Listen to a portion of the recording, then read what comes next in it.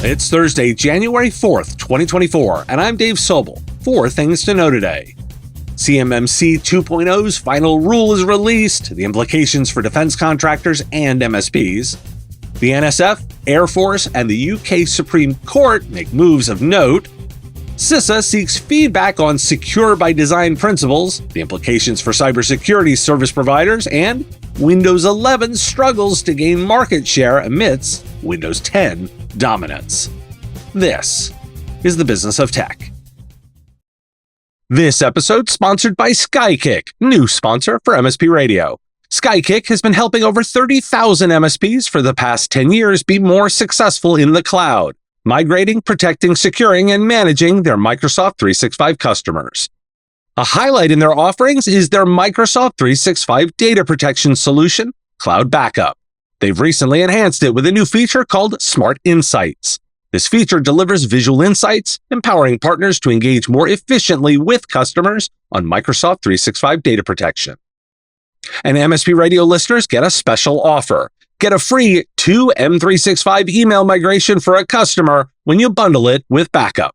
Visit skykick.com/MSP Radio to learn details. Another big story I didn't want to miss from the closeout of 2023 was the release of the final rule set for CMMC 2.0.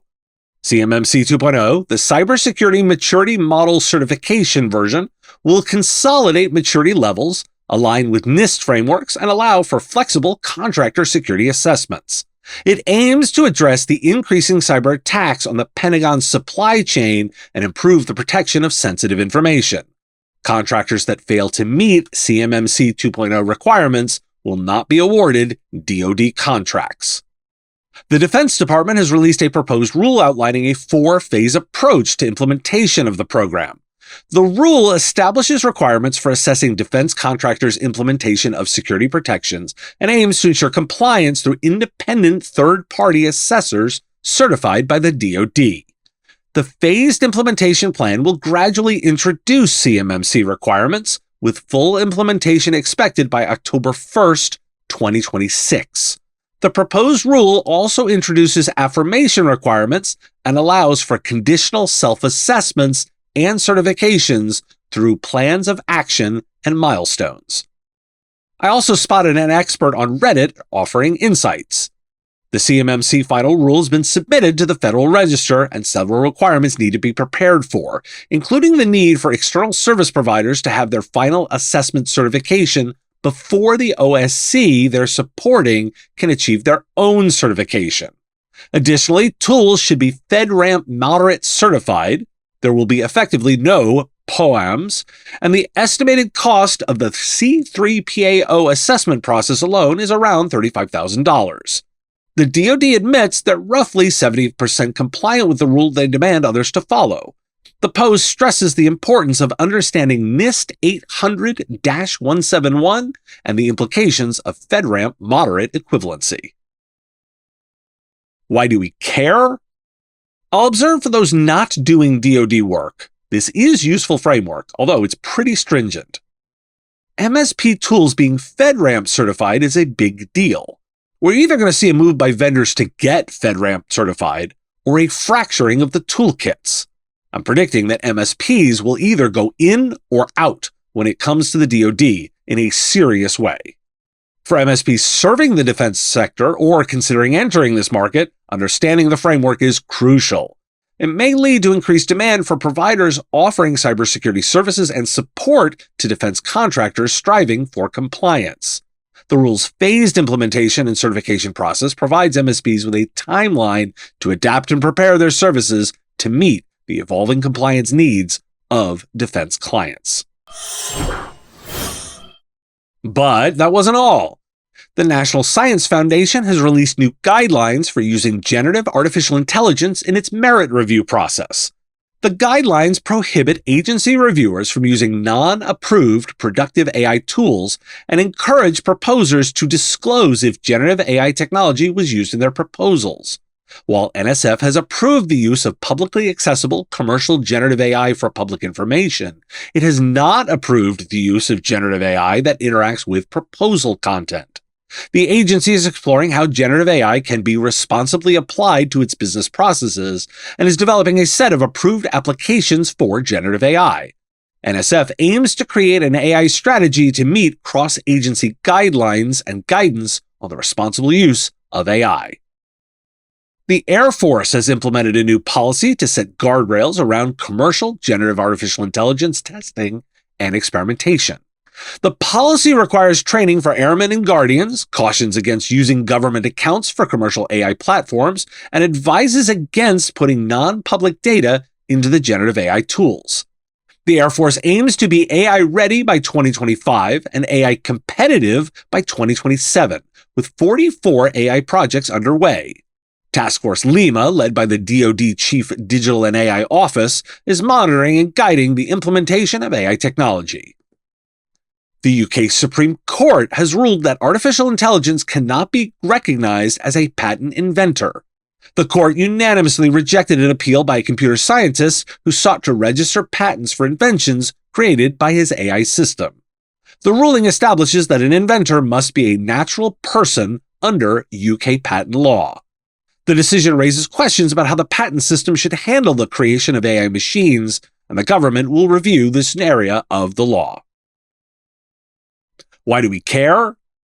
AI is going to be regulated with a combination of laws and of private policies. It's going to be a complicated space. And remember, we love complicated spaces due to the opportunities in them.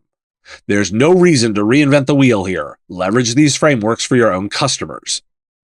Managed services providers should be aware of legal developments surrounding AI and patents to advise clients and navigate potential IP challenges. The UK and the US seem to be following a similar path too, as so far the US Patent Office has said AI cannot be the inventor too. And pivoting to security, there's more. The Cybersecurity and Infrastructure Security Agency is seeking feedback on its Secure by Design whitepaper, which promotes stricter security principles in the design and development of software products. CISA released an updated joint guidance with domestic and foreign partners in October and is now requesting additional comments on the guidance. The agency aims to encourage technology manufacturers to prioritize security and is interested in the economics of secure development and integrating security into computer science education. The deadline for comment submissions is February 20th, 2024. NASA's Office of Inspector General conducted an audit of NASA's privacy program and found it comprehensive but needed improvements. One area of concern is the lack of data loss protection implementation in Microsoft 365, which has resulted in self-reported data losses without proper tracking and monitoring. NASA also faces challenges in responding to breaches and ensuring training for security and privacy roles. The report provides recommendations for addressing these issues, which NASA has agreed to implement. Why do we care? It's comment time. For software vendors in particular, this is your time to speak up. Managed services providers specializing in cybersecurity and data protection can leverage the NASA audit to showcase their experience in addressing data loss protection and breach response challenges. There's no reason not to reuse the work. Windows 11 is struggling to gain traction as Windows 10 continues to dominate the market. Despite updates and improvements, Windows 11 market share remains relatively low. Microsoft's strict hardware requirements and lack of compelling new features are cited as reasons users hesitate to upgrade. Compliance with EU law and the potential release of Windows 12 are expected updates for both operating systems. And quoting the Register, the latest figures from StatCounter, as there are no official numbers from Microsoft itself, paint a grim picture for the Windows vendor. Windows 10 does not appear to be going anywhere. In December 2022, it accounted for 67.95% of the market share, and by December 2023, it was 67.42%. Why do we care?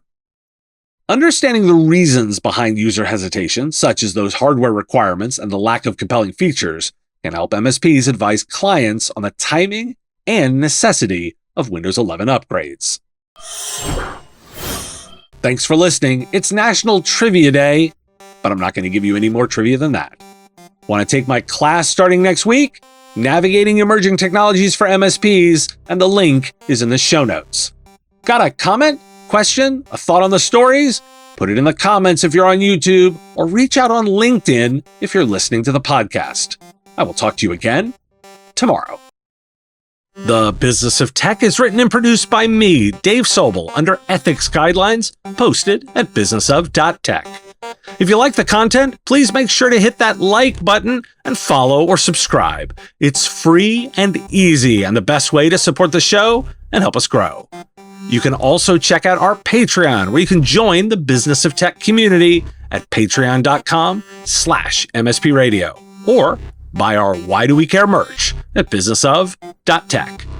Finally, if you're interested in advertising on the show, visit mspradio.com/engage. Once again, thanks for listening to me, and I will talk to you again on our next episode of The Business of Tech. Part of the MSP Radio Network.